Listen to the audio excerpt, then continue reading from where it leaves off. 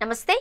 American శాస్త్రజ్ఞులు అభివృద్ధి చేసిన వైసిటీ 529 అనే హార్మోన్ రహిత గర్భనిరోధక మాత్ర 99% సామర్థ్యంతో పనిచేస్తున్నట్లు ఎలుకలు, కోతులపై జరిపిన ప్రయోగాలలో తేలింది. మనిషిపై తొలి దశ ట్రయల్స్ పూర్తయ్యాయి. న్యూజిలాండ్లో రెండో దశ ట్రయల్స్ జరుగుతున్నా. హార్మోన్ రహిత టాబ్లెట్ వైసిటీ 529 ను అభివృద్ధి చేసిన అమెరికా శాస్త్రజ్ఞులు 99% సామర్థ్యంతో పనిచేస్తున్నట్లు ఎలుకలు, కోతులపై ప్రయోగాలలో వెల్లడై మనుషులపై తొలి దశ ట్రయల్స్ పూర్తి చేసి న్యూజిలాండ్లో రెండవ దశ ఈ దశాబ్దం చివరికి అందుబాటులోకి వచ్చే ఛాన్స్.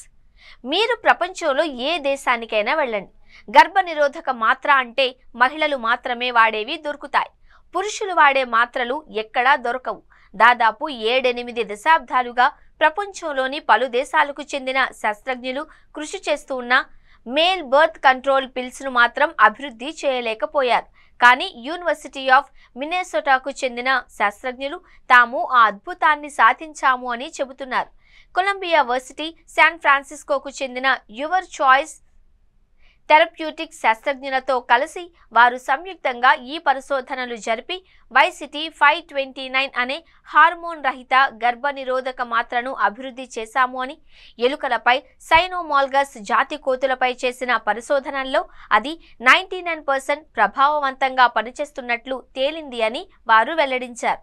వీర్య కణాల తయారీకి అత్యంత కీలకమైన విటమిన్ ఏను వృషణాలకు అందకుండా నిరోధిస్తుంది అని, దానివల్ల వీర్యం ఉత్పత్తి ఆగిపోతుంది అని శాస్త్రజ్ఞులు వివరించారు.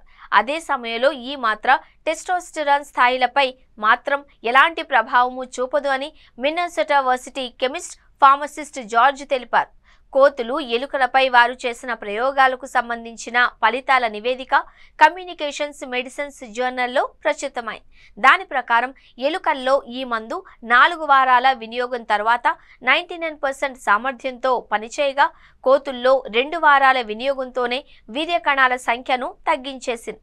మందు ఆపిన 6 వారాల్లో ఎలుకల్లో మళ్లీ వీర్య కణాల సంఖ్య మునుపటి స్థితికి చేరుకోగా, కోతుల్లో మాత్రం అందుకు 10 నుంచి 15 వారాలు పట్టింది. ఈ మందు వాడకం వల్ల రెండింటిలోనూ అతి తక్కువ దుష్ప్రభావాలు మాత్రమే కనిపించాయి.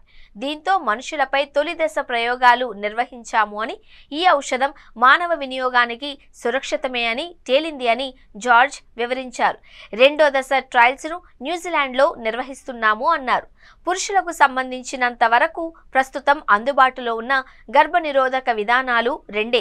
ఒకటి కాండోమ్స్ వాడకం, రెండోది వాసెక్టమీ. స్త్రీలకు గర్భనిరోధక మాత్రలు అందుబాటులో ఉన్నట్టు పురుషులకు లేకపోవడానికి కారణమేంటి? ఎంతో పురోగతి సాధించిన వైద్య రంగం ఈ విషయంలో మాత్రం ఇంకా విజయం సాధించలేకపోవడానికి కారణమేంటి అంటే అందుకు 2 కారణాలున్నాయి. ఒకటి, మహిళల్లో అండాల విడుదల దాదాపు నెలకు ఒకసారి మాత్రమే జరుగుతుంది. దానికి ఒక క్రమం ఉంటుంది. కానీ పురుషుల్లో నిత్యం కోట్లాది వీర్య కణాల ఉత్పత్తి జరుగుతూ ఉంటుంది. ఎప్పుడో నెలకొకసారి జరిగే ప్రక్రియను నిరోధించడం సులువు. నిత్యం నిరంతరం జరిగే ప్రక్రియను ఆపడం కష్టం. అలాగాని అసాధ్యమేమీ కాదు. పురుషుల కోసం గత 60 నుండి 70 ఏళ్లలో రకరకాల కాంట్రసెప్టివ్ పిల్స్, జెల్స్, ఇంజెక్షన్లను శాస్త్రజ్ఞులు తయారు చేశారు. కానీ వాటిలోని హార్మోన్ల వల్ల కలిగే దుష్ప్రభావాల కారణంగా ప్రతిసారి ట్రయల్స్ దశలోనే వాటి ప్రస్థానం ముగిసిపోతూ వస్తోంది. హార్మోన్ రహిత మాత్రలపై కూడా కొన్ని పరిశోధనలు జరిగాయి, కానీ అవేవి ట్రయల్స్ దశ దాటి ప్రజలకు అందుబాటులోకి రాలేదు. ఇప్పుడు అమెరికన్ శాస్త్రజ్ఞులు తయారు చేసినవి కూడా హార్మోన్ రహిత మాత్రలే. ఈ దశాబ్దం చివరికల్లా అవి మార్కెట్లోకి అందుబాటులోకి వచ్చే అవకాశం ఉంది అంటున్నారు. అదెంతవరకు నిజమవుతుందో చూడాలి.